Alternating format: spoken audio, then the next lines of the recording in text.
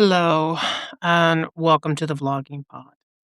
International Women's Day is approaching on March 8th, a day rooted in the fight for political participation, economic fairness, and civic equality. It began as a demand for voting rights, labor protections, and representation. So, as we move toward that date this year, it feels appropriate to ask a simple question. What does political access look like today? And who could be most affected when election rules change? Right now, one of the proposals generating attention is the SAVE Act. The House recently passed a version of the Save American Act, and it has moved to the Senate, where analysts have reported that it faces significant hurdles. Supporters say the bill is designed to ensure that only U.S. citizens vote in federal elections. Opponents argue that its proof of citizenship requirements and related enforcement mechanisms could create barriers for eligible voters. The key point for this conversation is not accusation, but structure. When you change documentation standards, database requirements, and verification systems, you inevitably affect real people navigating those systems. Women are statistically more likely than men to have to experience a legal name change due to marriage or divorce. That matters in a documentation environment that relies heavily on exact name matches across government database, as a mismatch between a birth certificate and a current ID can trigger delays or challenges even when a person is fully eligible to vote.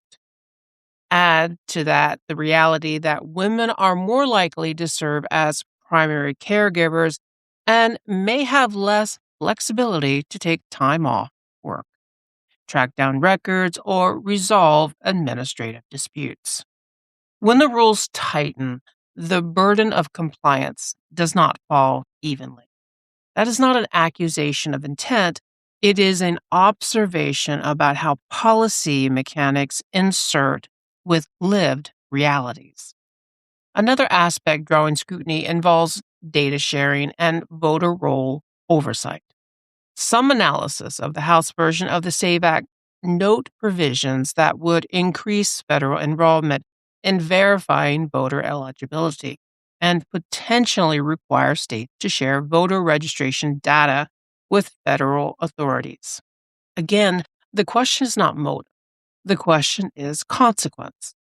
Expanded across checking between databases can increase the risk of false positives, where eligible voters are flagged due to clerical errors, outdated records, or similar names. When that happens, voters may be removed from rolls, required to cast provisional ballots, or forced to resolve eligibility disputes under tight deadlines. Historically, large-scale voter roll maintenance efforts have sometimes produced unintended disenfranchisement, particularly when error rates are not carefully managed. This conversation is also unfolding alongside broader debates about federal authority over elections. Last year, the head of this administration signed an executive order addressing federal election oversight and integrity measures. Portions of that order were challenged in court, and federal courts have blocked parts of it. The constitutional structure of U.S. elections gives primary authority to the states, with Congress holding the power to regulate federal elections in certain respects. When federal and state authority collide, the courts often become the referee. That tension is part of the backdrop to current debates. At the same time, public messaging around election integrity continues to reference foreign interface.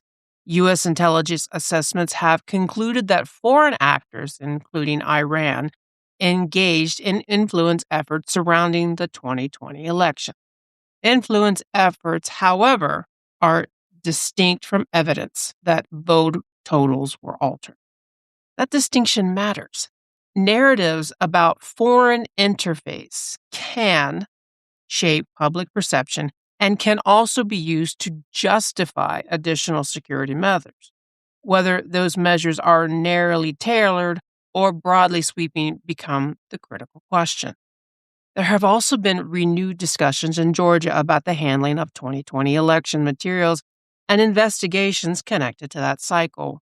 Reporting has described federal investigation activity related to election records in Fulton County, raising questions about the scope and precedent of federal involvement in local election administration.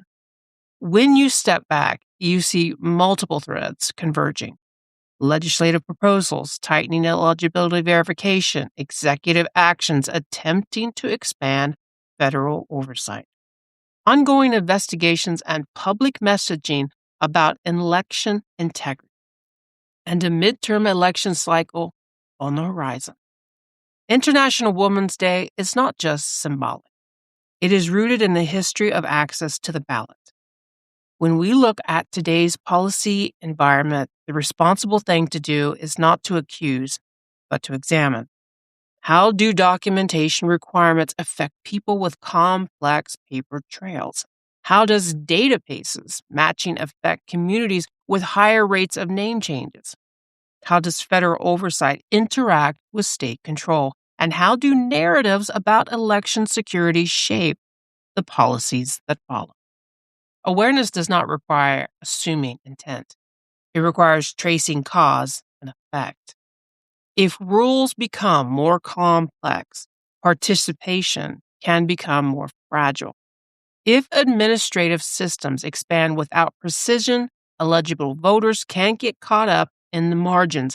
And if political power hinges on turnout in midterm elections, then even small barriers can have measurable impact. As we approach March 8th, the question is not whether election security matters. It does. The question is whether the design of security measures preserves access as strongly as it enforces eligibility. Because history shows that when access narrows, the effects are rarely distributed evenly. Today's sources come from Reuters reporting on the House passage and Senate prospects of the Save American Act. Brennan Center analysis of proposed SAVE action provisions and potential voter impact. Executive order text addressing federal election oversight measures. Office of the Director of National Intelligence Assessment on Foreign Influence in the 2020 election. Guardian reporting on federal investigations activity related to Georgia election materials.